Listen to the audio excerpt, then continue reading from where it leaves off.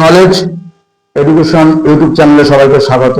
প্রিয় পঞ্চম শ্রেণীর ছাত্রছাত্রীরা, আগের ভিডিওতে তোমরা দেখেছো ক্লাস 5 এর প্রশ্নবিচিত্রা প্রায়োমাঠিনীর পরিবেশ বিজ্ঞান দ্বিতীয় যে স্কুলটা ছিল তার শর্ট কোশ্চেন বা এমসিকিউ গুলো করানো হয়েছে। আজকের এই তৃতীয় স্কুলের যে শর্ট কোশ্চেন বা এমসিকিউ গুলো সেগুলো করাবো। যেমন দেখো, সঠিক উত্তরটি বেছে নিয়ে লেখো।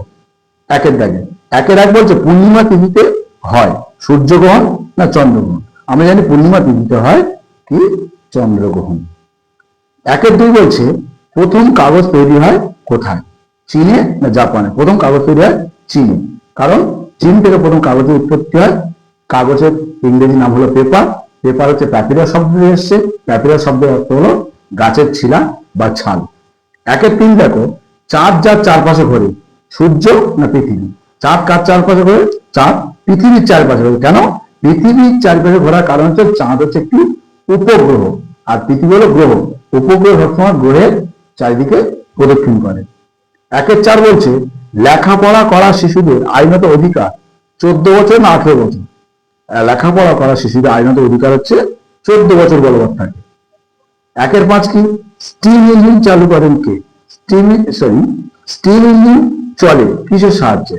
স্টিম ইঞ্জিন চলে সাধারণত আমরা জানি কয়লাতে। কিসে চলে? কয়লাতে। দুয়ের দাগের প্রশ্নগুলো দেখো, শূন্যস্থান পূরণ করো। দুয়ের এক, তালপাতা লাগা বইগুলোকে কি বলে?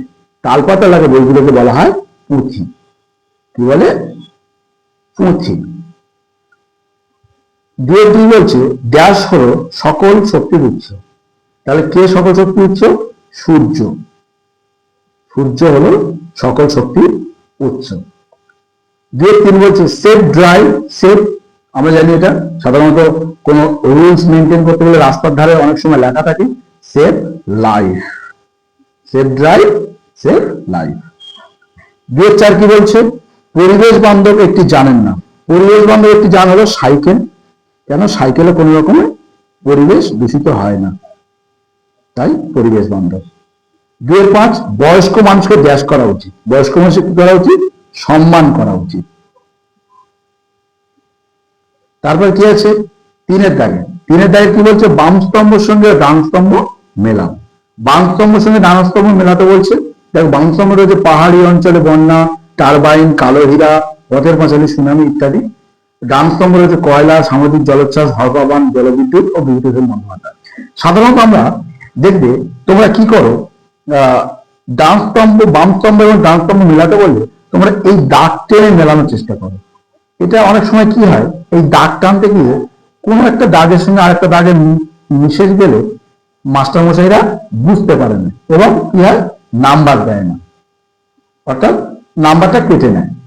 সেই জন্য বলছি তোমরা কিভাবে করবে। তাহলে দেখো, বাম স্তম্ভে কিছু নাম্বার লেখা রয়েছে, কিছু নাম্বার তোলা রয়েছে। সেই নাম্বারগুলো মিল করে আমার ডান স্তম্ভের পিছনে যদি লিখে দিই তাহলে শিক্ষক মন্ডলীর কোনো সমস্যা হবে না। যেমন ধরো, পাহাড়ি অঞ্চলে বন্যাকে কি বলে? পাহাড়ি অঞ্চলের বন্যাকে বলা হয়, পাহাড়ি অঞ্চলের বন্যা কি তৈরি হয়? জলবিদ্যুৎ তৈরি হয়।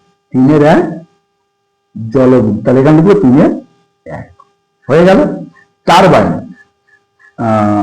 টারবাইন সরি বলা ভুল হয়েছে, তিনের এক না, এটা হচ্ছে হরপাবান হবে।